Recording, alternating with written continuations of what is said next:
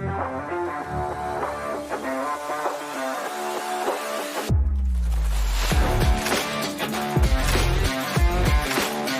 is up? What is up, everybody? Happy Friday, and welcome to another episode of Renovation Nation, brought to you by Red Maples, your go-to source for institutional-style property management of small multifamily rentals. I'm your host, Nathan Bush, and each show I share with you these real-life lessons I learned from growing my real estate business. In today's episode, we're talking about 10 red flags in property listings that scream liar, guys. I'm going to focus today heavily on helping you understand what to look for in a property listing that should cause you to go, And so I've designed this show to answer questions you have about avoiding risk and critical errors in making this decision about purchasing your next or first property.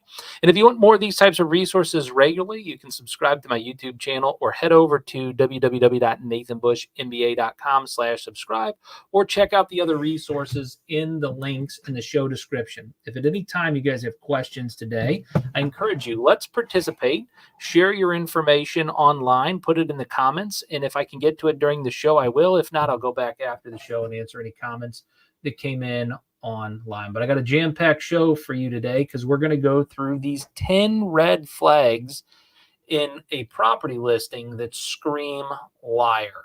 And so I want to help you, the real estate investor, protect yourself, guys. It's things that I see on a regular basis, and people who have brought me deals in the past, they're asking me all the time about these different things in the listing. And so I want to talk to you about these so you're better prepared and able to deal with purchasing property. Before we get into those listing lies and listing deceits, what I'd like you to do is head over to YouTube and make sure you subscribe to the show. If you haven't done it yet, go over to YouTube, subscribe, hit the bell so that you're notified when opportunities and shows like this pop up in the future.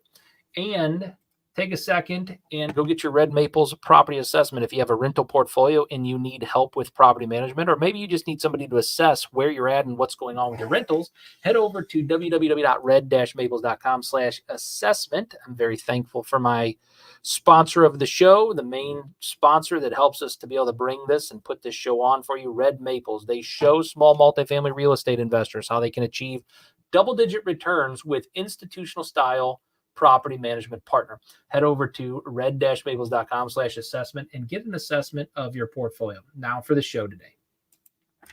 All right, guys. Albert Einstein had this quote to say, and I think it's so fitting for what we're about to talk about. In the middle of difficulty lies opportunity. And it is imperative that we understand that not everything is going to be easy, but buying property can be simple. We just need to make sure that we understand that even in these difficulties, there's opportunity. Today's show is not telling you not to buy any of these properties. Please let me put that warning right up front and just be a little bit clear from the standpoint of, I don't want you to avoid buying property. I want you to understand that there are people who are trying to deceive you into buying something that may not be a good deal. And if that's the case, then you need to understand what you're actually looking at. I want you to look at things through a truthful lens, not a deceitful lens. And I think that there's a story from the Bible that actually helps better understand this concept of what happens to deceit and situations that just are not honest and true. There's actually this story in Acts 5:1-11, and I couldn't figure out a better example to give you for today than Ananias and Sapphira, who sell a piece of property and claim to have donated all of the proceeds to the early church. But in reality, they kept back a part of their money. They lied about the full amount that was given to them and attempted to deceive the apostles and God. And then when they were confronted by Peter, Ananias and Sapphira, they were judged for their dishonesty, and they died as a result. Now, I don't know if you're going to physically die if you put these things in your listings. Jesus, I hope not. I pray for you if that's the case. However, I want you to be aware when you're using words like I'm about to walk through in today's show why these things are deceitful and dishonest, and why they may hurt other investors from actually being able to analyze your deal fairly. On the flip side, if you're a buyer, I want you to pay attention to the words that I'm using today to give you red flags and caution for what you should be looking for based upon the words that other people are using in their property descriptions and their listings. All right, now we got that out of the way. In the 1990 film Home Alone, Kevin McAllister's family mistakenly leaves him behind while they go on vacation. What red flag should have tipped them off that they were leaving something or someone important behind? Is it a broken alarm clock? Is it the neighbor's kid getting counted in the head count? Is it the chaos during breakfast? Or is it Kevin's ticket getting accidentally thrown away? Which one? A, B, C, or D? Put it in the comments today. Which one of these should have been a red flag that they were leaving someone or something important behind? You guys know? Let's go. If you said answer B, you are correct. It should have been the neighbor kid getting counted in the head count. But see, just like Kevin McAllister's family, sometimes we're so excited about the deal, where we're going, what we're trying to accomplish, that we forget about the most important things that we should be looking at in a deal or a transaction. And these are the red flag things that should help us to be able to do things and operate more safely, to be able to bring all of the proper resources to the table in order to fully go through a transaction or a deal. Before I get into those red flags, though, I want to take a second and thank my second sponsor, BBC Global Services. They're outsourcing that helps people like you focus on your superpower. Simple and on your terms with no term limits. Get a free consultation with no obligation.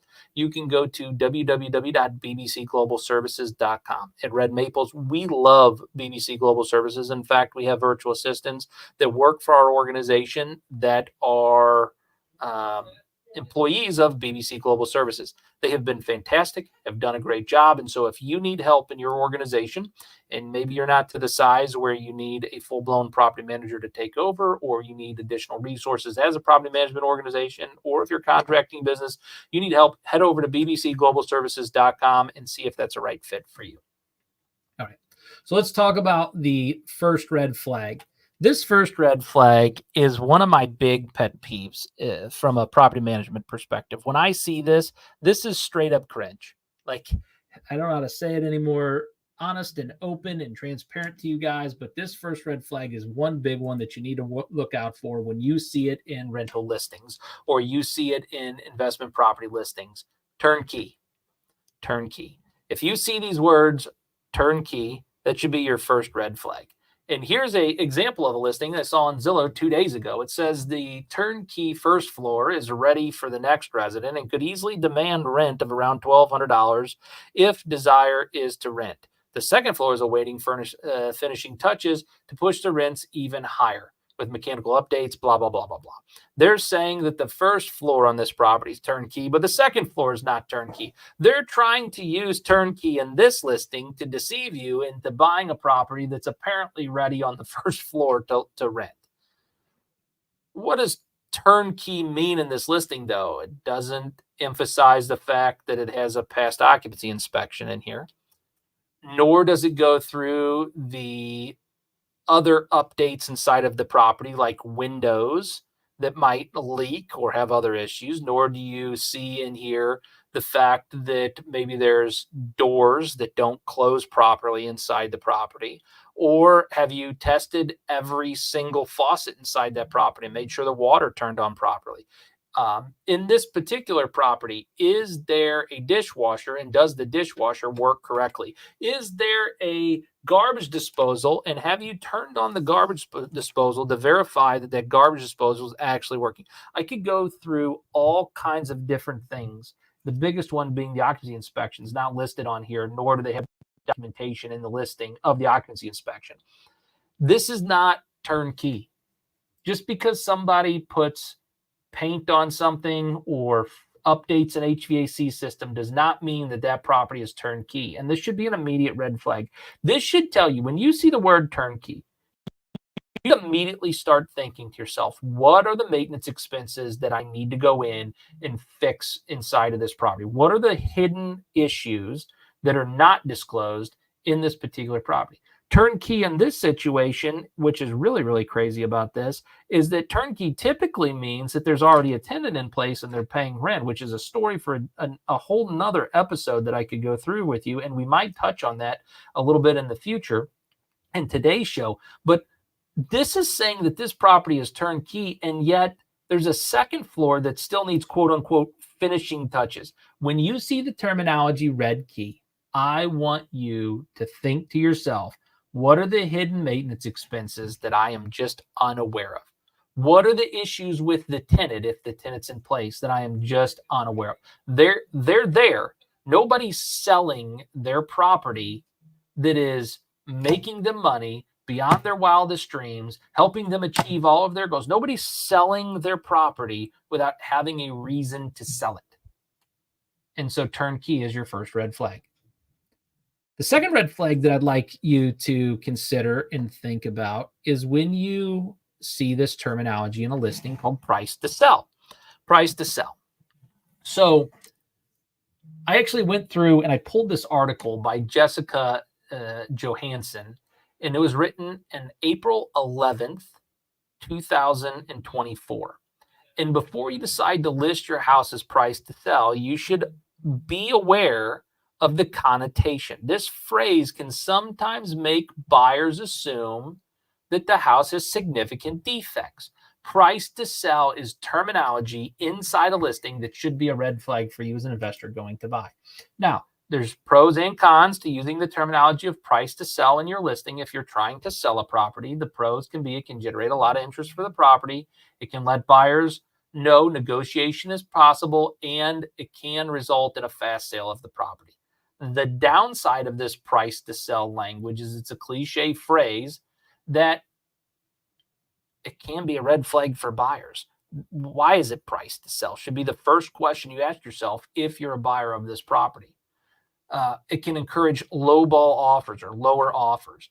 So utilizing the term price to sell in some situations isn't even helpful for maximizing the most amount of money that you could gain off of something, because it tells people that you're open to lowball offers.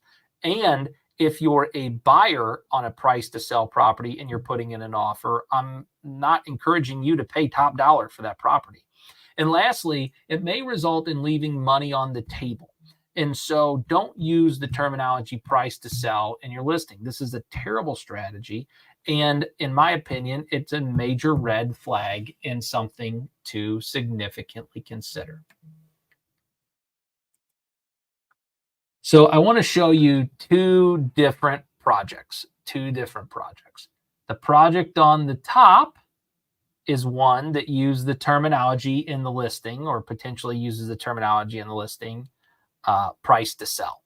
The other thing that you might notice on the property on the top one is that there's some work to be done in that one. You might consider that an investor special, right? The second property uses similar terminology in the listing, and both these are for a listing around St. Louis right now.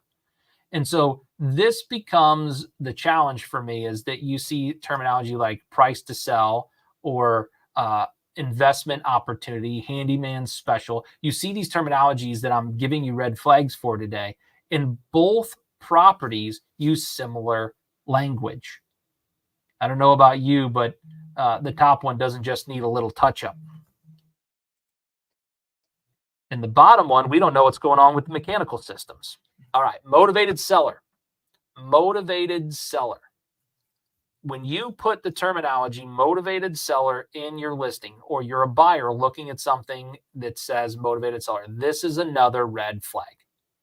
So we've had the red flag of turnkey. We've had the red flag of price to sell. Now, motivated seller. This can indicate a distressed property. Someone looking to offload their problem to you quickly. When you see the terminology motivated seller, again, it brings to your mind as the buyer, why? It is your job. I want you to go in and find out in the property and document in your notes when you're doing your due diligence. I want you to go in and document, why is it a motivated seller? Why did they list it that way? Why did they list it as price to sell? When you can get that documented and you can begin to understand that why, now you have your negotiating leverage on why you're going to buy that property or not. You can put it into your due diligence. You feel even better. Not just along the same lines of price to sell or motivated seller, but another big red flag is when you see this word as is. How many times have you seen the terminology as is inside of your listing? Why are they selling the property as is? Well, because the seller doesn't want to deal with an inspection. That's why they don't want to deal with retrades on an inspection. Well, here's news to you, Mr. Seller. You're going to get retraded at the inspection. And if you're saying you're not going to accept any inspections on your home and people need to pay cash offers on just that house, and they're just supposed to take it or leave it is the thing it is without ever having any type of inspection on that home, you're not being kind to the other person. There is deceit going on as the reason why you're listing that property as is. Now, it's different. If you're a seller and you're going to use something like a special sales contract as part of the requirements, the special sales contract still allows for an inspection. It just has terminology that limits the scope of everything that's going on because this is an investment sale. So as is should be a red flag for you if you're a buyer. It often means that the seller knows something's wrong but's not disclosing it. And that's the big challenge. Why are they listing it as is? Why are they listing it as price to sell? Why are they listing it as motivated seller? That's what you need to go in and find out. I got a unique one that I want to talk to you guys about. That's the next red flag that screams liar. And it's this red flag right here. Here's a listing I pulled off of Airbnb. And if this is your Airbnb, I'm not here to offend you. I'm here to tell you that if this was on a property for sale listing, I could understand why this should help a buyer now have a red flag that screams you're lying. This says bright and cozy, shotgun DPX, 1 block from historic DT. Cozy. When you see the words cozy or charming, this should be an immediate red flag. Cozy and charming were descriptive words that were designed to describe small but welcoming homes. Cozy and charming, I have seen these terminologies used on houses without windows in them before. This is a marketer's word. This is I'm searching for the right word to use here. Puffery. To build up the property beyond the actual characteristics of the home. If you saw that this home was designed, it said, it was cozy with a brick front to the front, then cozy would be describing the style of home that it was a brick front on the home, right? It made it warm and feel historic. Those are words that might be descriptor words. But bright and cozy shotgun style home, that tells me that this is small and cramped. And I want to add to that in this description. I don't have it here on the screen because I didn't copy and paste it because I didn't want the address to be cut and paste into this. But I do want to say that this space has 1 bedroom. This is in the description. This space has 1 bedroom, but can sleep 4 guests somehow. 2 guests can sleep in a queen bed, and 2 guests can sleep on the pull-out bed on the couch. Now, you can only fit a queen bed in one of the bedrooms. That's what cozy means inside this home. So if you see a room described as cozy, the terminology is being used to describe it's uncomfortably small. So I want you to go in when you're looking at a listing and help yourself identify what is uncomfortably small on this property. And that's the question you should be asking yourself if you're trying to buy a home that has a listing with the word cozy in it. See, guys, every single one of these terminologies inside the listing that I'm using today are red flags for you to start your mind around What is the problem? What is the issue inside of this home? And if you can live with the issue and make money off of that issue, or that's an opportunity for you as an investor, then by all means, buy the property, underwrite the transaction properly, and buy the property. But don't be misled by these things that are keeping you from making money on properties just because you didn't know these red flags. So know these red flags. All right. Here's another red flag that I think it's like fingernails down a chalkboard for me. I don't know if you guys have ever experienced this or not, but you've read in the listing recently renovated. Recently renovated.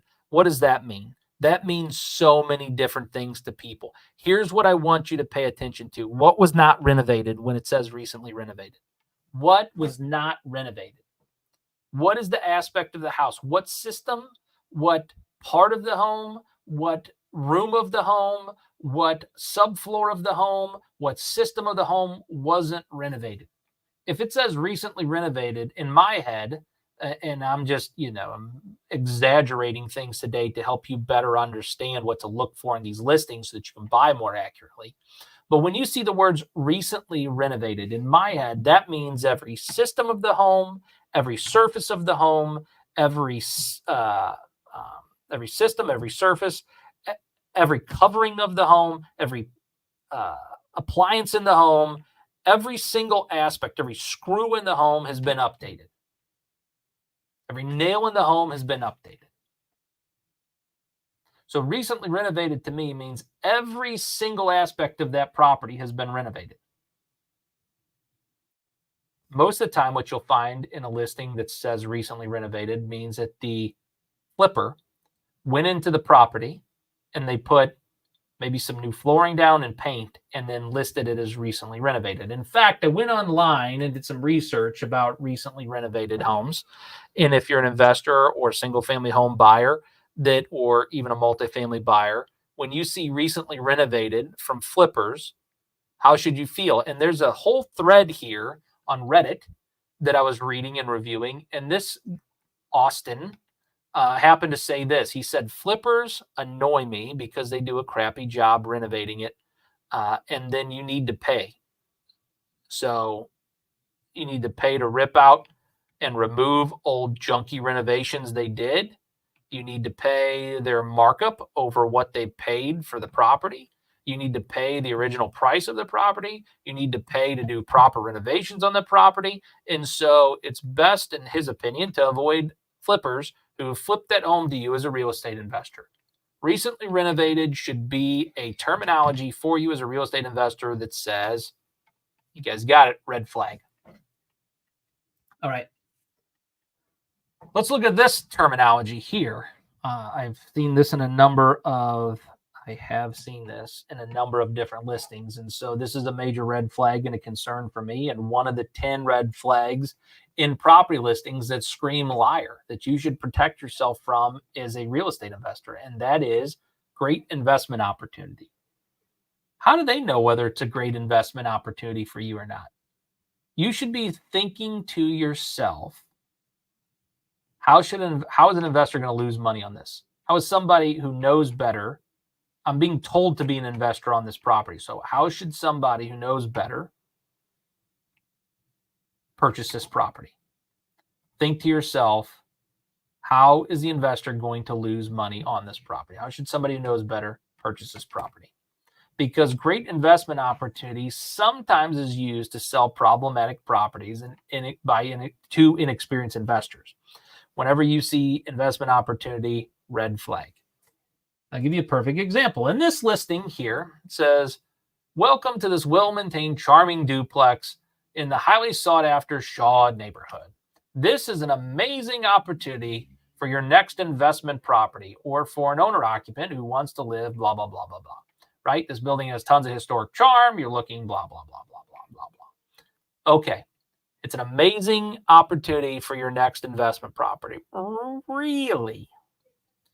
The property is $350,000 it's listed for right now. The average rents in the area are $3,853, give or take some money. Okay? $3,853. if I do the math on this, and I'm not even going to do complicated underwriting math, I'm just going to do the simple math on this property. We've got rents of $3,425 minus the estimated payment that would be on this home, $2,350. That means I make $1,075 a month for rent. Let's take taxes, insurance, and everything else out of that, and let me take off $375 for even math. You make $700 a month. After this property on $700 a month for rents on this property, after 12 months on that property, you make a total of $8,400. This is if you self-manage the property and you have no maintenance expenses on the property whatsoever. Good deal or bad deal? So you got to be careful when you see the words that this is your next investment property or it's a great opportunity for investment. Don't let anybody tell you whether something should be an investment property or not. You need to do your due diligence and run the math. It doesn't take a rocket scientist to figure out that I'm not investing in that property. Maybe that one's for you. All right. Tenant occupied. I told you we might cover this. We were going to cover this a little bit later or possibly cover this a little bit later. And that's because this isn't about turnkey tenant occupied. This is just about when you see the terminology tenant occupied inside the listing. So turnkey is the story for a different day, but I'm going to cover part of that today, which is when you see that it is tenant occupied already. This can sound appealing if you're a new investor, that somebody's got a tenant occupied property. But by all means, I'm not just telling you don't buy a property when there's a tenant in it. I'm telling you to do your due diligence. Number one, when there's a tenant inside that property, make sure you do the interior inspection of the property, regardless of the fact that there's a tenant living in the property. The second thing that is a problem with a lot of people who have tenants inside of their property is if that tenant was paying their rent consistently every single month at top market rent, do you think that they would be selling that property to you? I don't know. It's not necessarily yes, no question, because somebody could be selling it at top rents and the tenant is paying the rent consistently every month. We don't know. That's the problem. We don't know. You get a historic ledger. You could ask for a ledger as part of the transaction, a part of the deal to help you whenever you're buying a tenant occupied property. In fact, you could utilize this checklist right here and ensure that they have all of these parts and pieces and you know exactly who the tenant is inside of the purchase. So you can get a receipt that was sent to them about their initial application when they actually started with that potential property manager. I know some managers who have changed softwares, and so the ledger doesn't give you a full accurate representation of how long the tenant's actually been living in the property and whether they've been paying their rent consistently on time or not. Do they have a complete application on file that they can transfer over to you? Is the application signed by all adults? Do you have copies of the application fee that the tenant actually paid to have screening done? Because if they didn't pay to have the screening done, then maybe you need a copy of the receipt showing that the landlord actually paid for a screening to get done. All right. Copy of the application fee. How about the photo ID of the adults that are all living in the property and social security cards to make sure that everybody living there is legally allowed to be living inside that property and that when you file an eviction on them later on, you can actually get them out. How about the copy of the income info? Do they actually have documentation of what jobs and what they were actually working and how much they were actually paid? Are they making 2 times the rent, 1 time the rent, 3 times the rent on the property? How about the voucher type? If it's a Section 8 property, do you actually have documentation of the voucher and how many bedrooms and bath that voucher is good for? Do you have a signed employment verification? Do you have signed rental verifications? Do you have a screening report that actually shows you the residence score? Do you have rental verification done on the property? Do you have complete income verification done on the property? And do you have documentation of an interview with the applicant prior to them moving into the home? If not, you might be missing out on some things that will tell you whether that's a good or bad tenant that's living inside that property. See, you still need to underwrite the tenant for being inside the property. So if you're buying the property, I'm not telling you don't buy it occupied. I'm saying that maybe you should do the due diligence, go back and get most of the information that you need to verify that you actually have a qualified tenant living inside your property. If the tenant won't fill out the information or get you the information or the landlord won't provide the information, there's probably a reason. All right. So not just tenant occupied properties, but we've got this red flag, up and coming neighborhood. So the last of the 10 red flags of property listings that scream liar is up and coming neighborhood. Have you guys seen this before? This might mean the area is developing. It definitely carries its own risks. It also just might mean it's a bad area. If you see the words up and coming neighborhood, I want you to immediately start thinking to yourself, what about this neighborhood makes it up and coming? What about this neighborhood makes it up and coming? When you're going through your notes and you're doing your due diligence on the property, identify the areas that show you that this is actually an up and coming neighborhood. Because when you see it in a listing, to me, this is immediate red flag. It says probably the area is not a great area. All right, guys. So there's 10. There is 10 red flags that scream liar. So protect yourself. Now, I'd be remiss if I didn't take a second to talk about the company that will help you offset risk on all of your properties, which is Web Insurance. If you're paying too much for insurance, are you correctly covered?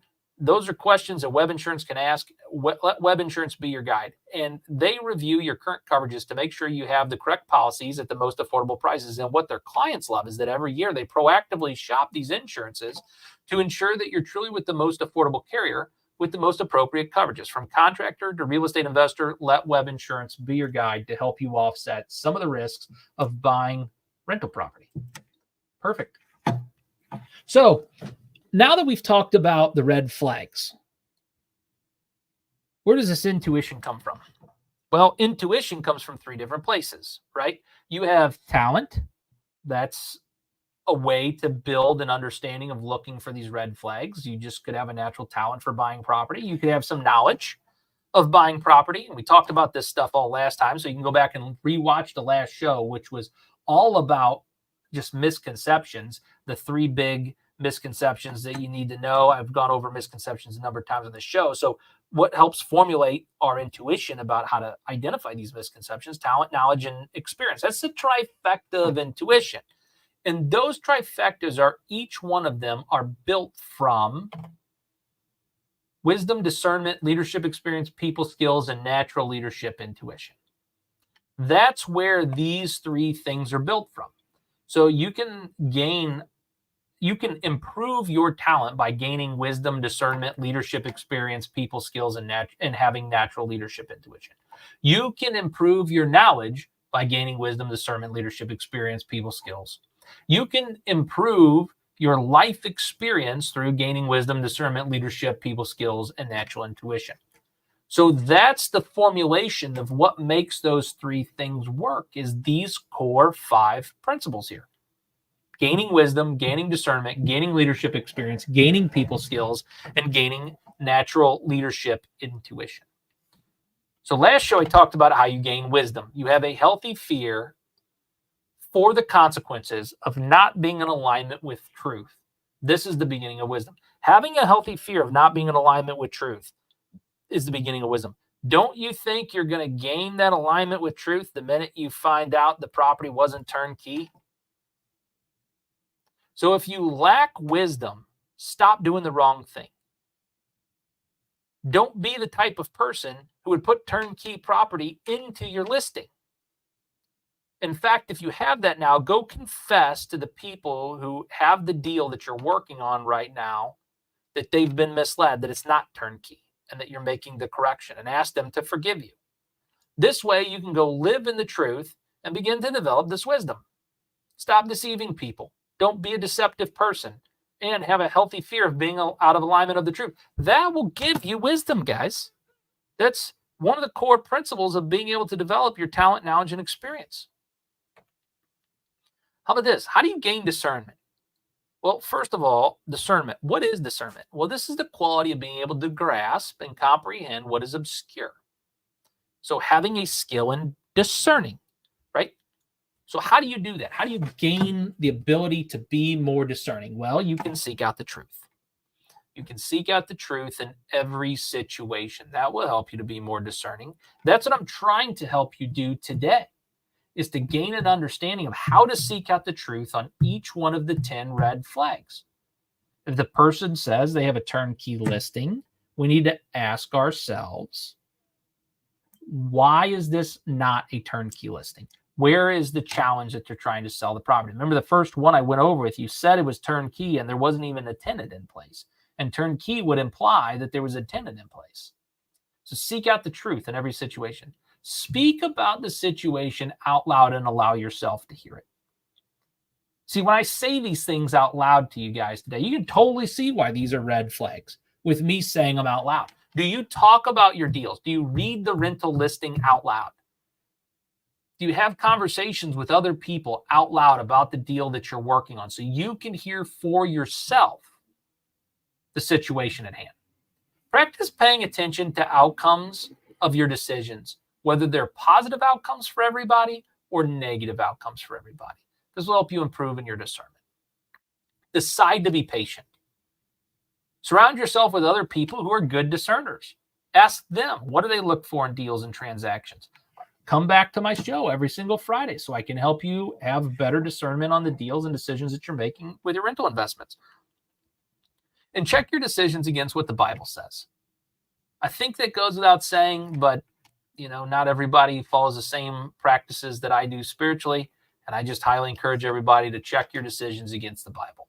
I feel like the Bible is a great source of truth. It's probably the only source of truth. I say probably because some of you guys might not be as spiritually as tied to the Bible as I am, but it's probably a good source. If you're not as tied as I am to the Bible, I believe it's 100% the truth.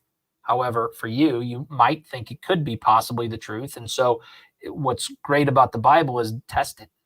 Test the principles in the Bible to verify that the information actually helps you improve your decision making. I challenge you for that.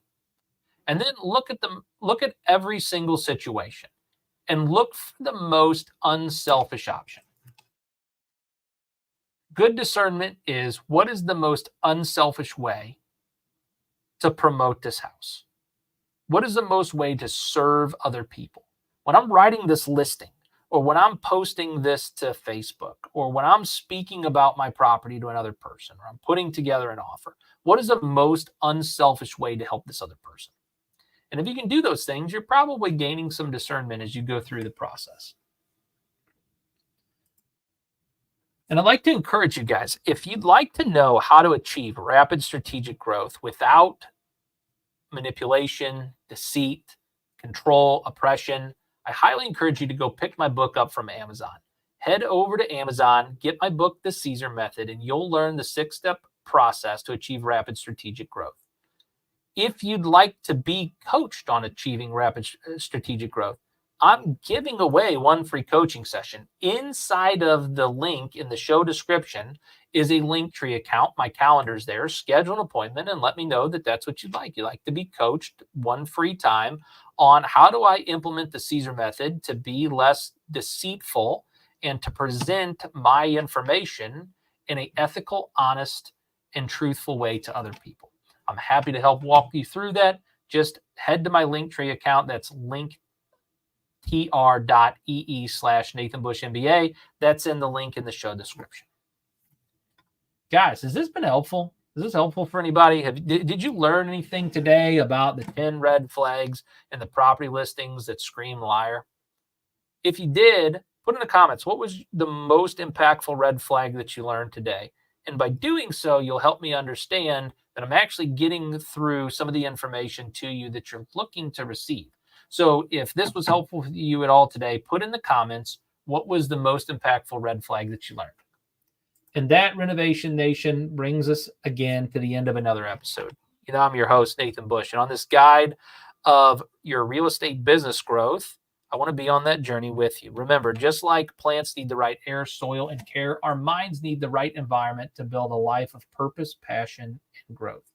And don't forget to get your citizenship to Mind Renovation Nation. You can follow us by subscribing to the email list. Head on over to YouTube, hit subscribe. And if you love today's mind workout, share the show with a friend who's as passionate about real estate business growth as you are so they can join us every Friday at noon. And that will gain you citizenship to Mind Renovation Nation. I will unlock for you a number of great tools and resources once all of those three things have happened that are mind-blowing, especially if you're new to real estate and you're learning things for the first time.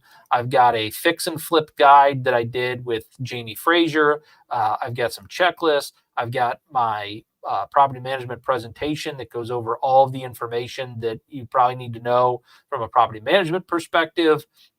The Red Maples like systems and tools and resources that we use, just a whole litany of things are going to be opened up to you whenever you get your citizenship. And join me next time for a little more insights and inspiration, and of course, a little bit of the nation building spirit that drives us to create a community united by shared values, purpose, and a commitment to leaving a lasting legacy.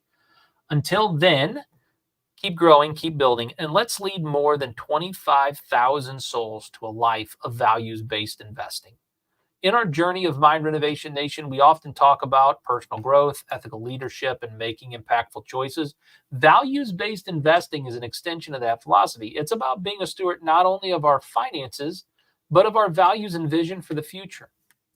So I'm signing off from the heart of St. Louis. Stay blessed, stay inspired, and remember, every day is a chance to renovate your nation.